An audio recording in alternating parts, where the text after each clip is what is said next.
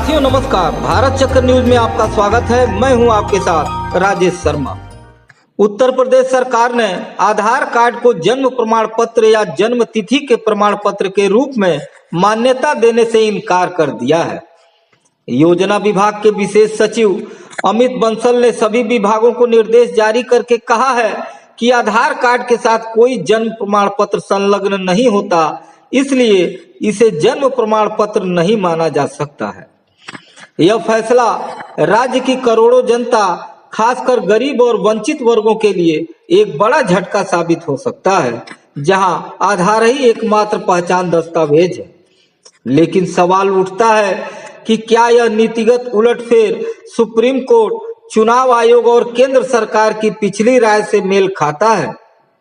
आधार जो कभी सरकारी योजनाओं की शर्त था, अब बाधा बन गया है।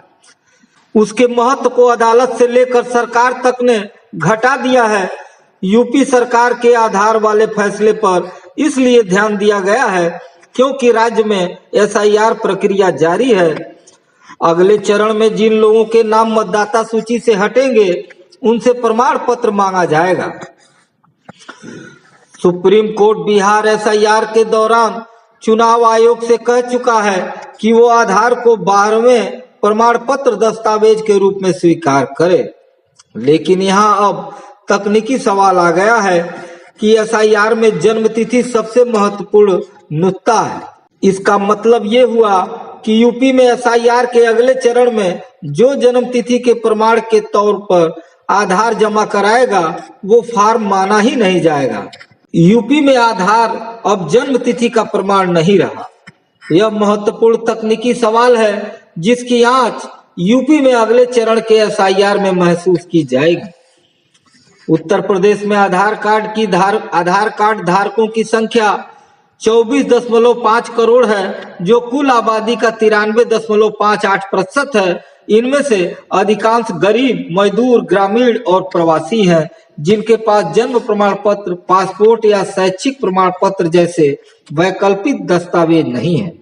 योजना विभाग के इस आदेश से अब सरकारी योजनाओं, स्कूल प्रवेश, नौकरी, पेंशन और यहाँ तक कि विवाह पंजीकरण जैसी प्रक्रियाओं में जन्मतिथि साबित करने के लिए आधार अमान्य हो जाएगा। विशेषज्ञों का मानना है यह गरीबों को और हाशिए पर ढकेल देगा।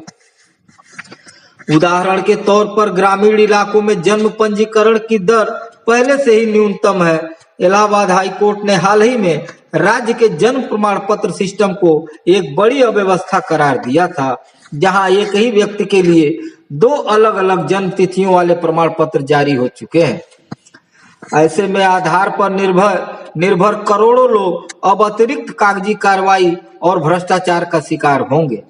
डिजिटल इंडिया का सपना देखने में आधार की बड़ी भूमिका थी। सरकार को बेसिक डेटा और सूचनाएं आधार के जरिए ही मिली थी। सितंबर 2025 में बिहार में विशेष गहन संशोधन एसआईआर के दौरान सुप्रीम कोर्ट ने चुनाव आयोग को निर्देश दिया था कि आधार को पहचान प्रमाण के रूप में 12वें दस्तावेज के तौर पर स्वीकार किया जाए। वहीं 26 नवंबर 2025 की सुनवाई में कोर्ट ने जोर दिया कि आधार नागरिकता का प्रमाण नहीं है और किसी घुसपैठिए को आधार पर वोट डालने का अधिकार नहीं दिया जा सकता। भारत के चीफ जस्टिस सूर्यकांत ने सवाल उठाया, क्या आधार वाले विदेशी या घुसपैठिए को वोटर बनाना चाहिए? यह टिप्पणी चुनाव आयोग की उस राय से मेल खाती है जहां आयोग ने स्पष्ट किया कि आधार केवल पहचान सत्यापन के लिए है। लेकिन उत्तर प्रदेश का यह नया आदेश सुप्रीम कोर्ट की बिहार वाली उदारता को नकारता नजर आता है। जहां आधार को सीमित स्वीकृति मिली, वहीं यूपी में इसे पूरी तरह खारिज कर दिया गया। चुनाव आयोग ने हमेशा आधार को नागरिकता का प्रमाण मानने से इनकार किया है। 2025 में एसआईआर के दौरान आयोग ने कहा कि आधार का इस्तेमाल केवल पहचान के लिए हो, वोटिंग राइट्स के लिए नहीं, क्योंकि इससे घुसपैठिए वोट चुरा सकते हैं। लेकिन विडंबना देखिए, पहले आधार को सरकारी योजनाओं जैसे पीडीएस, एमएनआरईजीए की अनिवार्यता शर्त बनाया गया, जिसके बिना गरीबों को भोजन तक न मिलता था। अब सुप्रीम कोर्ट और आयोग इसे सीमित कर रहे हैं। तो बीजेपी सरकार, केंद्र और यूपी दोनों का रुख बदल गया लगता है। क्या यह राजनीतिक रणनीति है? बिहार चुनाव से पहले आधार को 12वां प्रमाण पत्र बनाने का दबाव और अब यूपी में इसे अमान्य ठहराना क्या है? आलोचक सोशल मीडिया पर पूछ रहे हैं, जब आधार को राष्ट्रीय पहचान का दर्जा दिया गया तो अब क्यों पीछे हट रही है मोदी सरकार? क्या यह डेटा गोपनीयता चिंताओं का परिणाम है या वोट बैंक की राजनीति?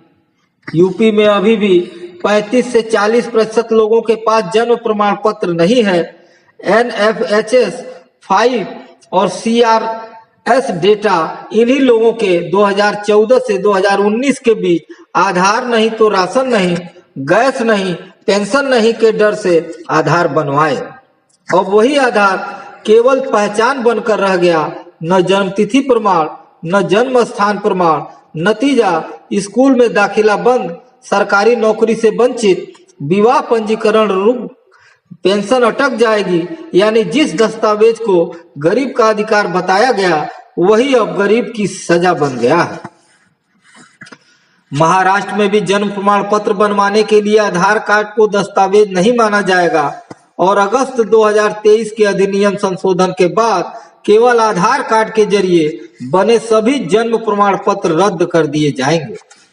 सरकार ने यह फैसला अवैध उद्देश्यों के लिए इस्तेमाल किए जा रहे फर्जी जन्म प्रमाण पत्र और मृत्यु प्रमाण पत्र को रोकने के लिए किया है। आधार जारी करने वाली अथॉरिटी UIDAI बार बार दावा करती है कि देश में 99.9% वयस्कों के पास आधार है, लेकिन उसी UIDAI ने कभी यह नहीं बताया कि इनमें से कितनों के पास पहचान का दूसरा दस्तावेज है। अब जब चुनाव आयोग और यूपी की बीजेपी सरकार आधार को खारिज कर रहे हैं, तब UIDAI खामोश है। सवाल यह है कि 1.3 लाख करोड़ रुपए खर्च करके बनाया गया सिस्टम क्यों यूं ही ठप कर दिया गया? आधार सिस्टम को खड़ा करने में जनता का पैसा लगा है। क्या आधार बिना सोचे समझे लाया गया था?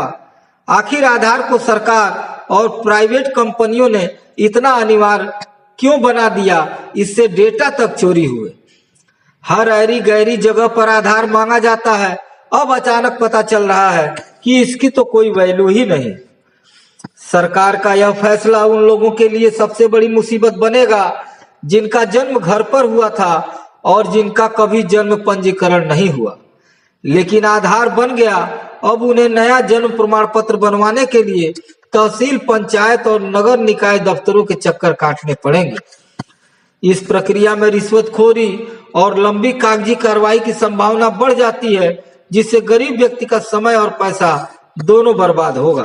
सवाल यह है कि अगर आधार कार्ड देश के लगभग हर नागरिक की अद्वितीय बायोमेट्रिक पहचान है और इसे केंद्र सरकार ने दशकों तक अनिवार्य बनाया, तो क्या राज्य सरकारें इसे अचानक अमान्य कर दें?